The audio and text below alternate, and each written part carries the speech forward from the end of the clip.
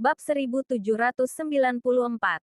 Pada saat itu, Reo datang dengan wajah pucat sambil memegangi dadanya. Dia berkata, "Tetua Garen, bagaimana mungkin kamu membiarkan dia pergi begitu saja? Kalau dia berhasil bertahan di Jalan Kejayaan. Harus diketahui bahwa Garen juga memiliki kerabat yang telah dihina oleh Saka. Dia nggak akan bisa bertahan." Garen mendengus dingin, lalu melanjutkan, "Kirim pesan pada Adair. Beritahu dia lokasi jatuhnya orang itu secara spesifik." Namun, Reo sedikit ragu ketika berkata, bukankah ini melanggar aturan? Mengintervensi dalam seleksi dengan cara kecil mungkin hanya akan mendapatkan hukuman ringan. Karena ini bukan area yang menjadi fokus Jalan Kejayaan. Namun, mengirim pesan ke dalam wilayah Gunung Reribu adalah hal yang berbeda. Kalau nggak melanggar aturan, bagaimana kita bisa dipandang baik? Jawab Garen. Dia melanjutkan, keluarga Atmaja nggak memiliki talenta luar biasa di sini.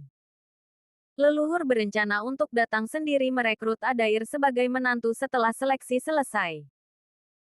Kalau kita melakukan kebaikan untuk Adair sekarang, dia nggak akan menolak kita nanti.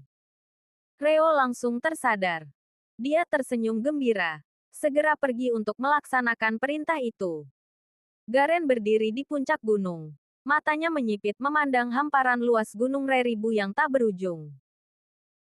Dengan suara dingin, dia berkata, "Apa kamu pikir di tengah krisis ini, kami akan menerima siapa saja yang berbakat? 7 pilar abadi." Sosok penuh kekejaman seperti binatang buas. Meski masih ada seberkas kebaikan dalam hatinya. Di antara para orang hebat, memang siapa kamu? Di dalam Gunung Reribu yang dipenuhi kabut tebal dan suasana suram, Saka justru keluar dari sebuah rawa dengan tubuh yang penuh lumpur. Wajahnya tampak sangat muram ketika dia bergumam, "Sialan. Pria tua itu benar-benar licik. Untung saja aku memiliki warisan dari guruku." Dia tahu dengan pasti bahwa pria tua itu pasti telah mengatur orang untuk menyergapnya di lokasi jatuhnya. Namun, manipulasi ruang adalah wilayah khusus di tingkat suci. Saka telah membuat sedikit tindakan di saat-saat terakhir teleportasi terjadi, mengubah sedikit arahnya. Sayangnya, keterbatasan kekuatan membuat pergeseran Saka tidak terlalu jauh atau akurat. Akibatnya, dia mendarat di sebuah rawa, membuat tubuhnya penuh dengan lumpur. Seperti yang aku duga.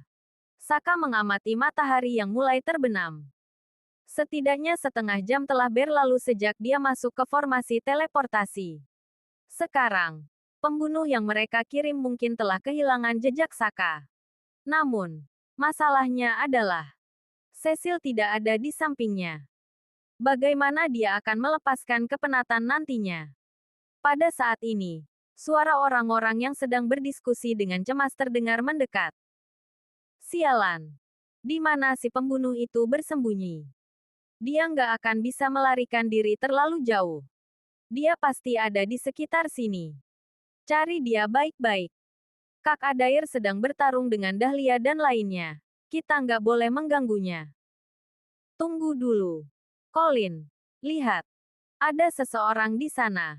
Di tepi rawa, lebih dari 10 orang berjalan mendekat. Sebagian besar adalah ahli tingkat langit setengah langkah. Sementara itu, pemimpin mereka adalah seorang pria parubaya berpakaian hijau dengan kekuatan tingkat langit tahap 8.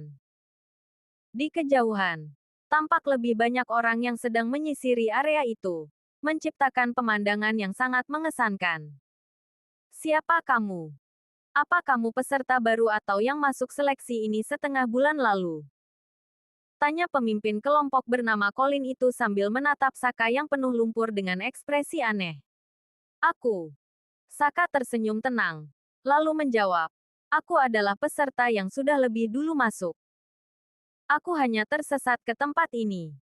Saka berencana mengamati situasi di Gunung Reribu sebelum bertindak lebih jauh. Jadi, dia memilih untuk tidak menarik perhatian. Apa gunanya bertanya begitu banyak? "Cecil, kemari dan periksa orang ini." kata seseorang dengan nada tidak sabaran. Saka melihat Cecil di bawah mendekat. Namun, tampaknya orang-orang itu tidak memperlakukannya dengan baik. Terlihat dari bekas tamparan di wajahnya. Jelas bahwa ini adalah harga yang harus dibayar Cecil karena sebelumnya membantu Saka memimpin peserta dari kota Sentana. Saka tampak tetap tenang. Dia berpikir bahwa hubungannya dengan Cecil tidak terlalu dekat, sehingga wanita itu tidak mungkin mengenalinya. Namun, saat Cecil melihat Saka, dia langsung tertegun. Wajahnya pucat, matanya membelalak. Lalu dia berteriak sambil menunjuk, "Kamu! Sialan! Bagaimana bisa wanita ini mengenaliku? Kami sama sekali nggak akrab." Pikir Saka dengan jengkel. "Apa itu dia?" tanya Colin dengan gembira.